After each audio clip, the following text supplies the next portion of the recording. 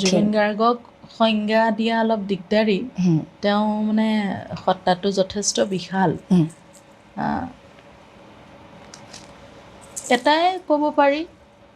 তাৰ লগত যিকোনো কথা যিকোনো পৰিৱেশ যেতিয়াই মানুহে কিবা এটা কৰোঁ বুলি কয় সি এটাই কথা কয় গো আহেড মই আছোঁ চ' সেইটো এটা ডাঙৰ সংজ্ঞা মানে প্ৰেৰণা দিয়া প্ৰেৰণা নহয় একদম মানে বেকবোন হৈ থিয় দিয়ে ৰাজহাৰ হৈ থিয় দিয়ে তেওঁ এনেকুৱা এজন মানুহ আছিলে এতিয়াও মই আছে বুলিয়ে কওঁ এতিয়াও মানে অনুভৱ হয় যি মানে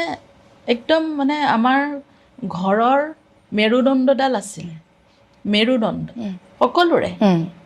আমাৰ ঘৰৰ আমাৰ জীৱনৰ এতিয়া গান গাই থকা ল'ৰা ছোৱালীবোৰৰ চিনেমাৰ মানুহবোৰৰ অসমৰ মানুহবোৰৰ সকলোৱে মেৰুদণ্ড মই ভাবোঁ অসমৰ মেৰুদণ্ড নতুন প্ৰজন্মৰ হয়নে তো মেৰুদণ্ডই আছিলে সেই বুলিয়ে মই তেওঁক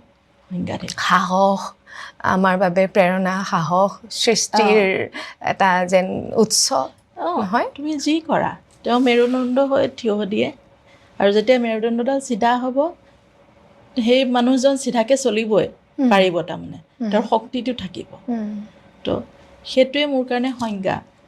যে তেওঁ মেৰুদণ্ডই আছিলে আমাৰ চবৰে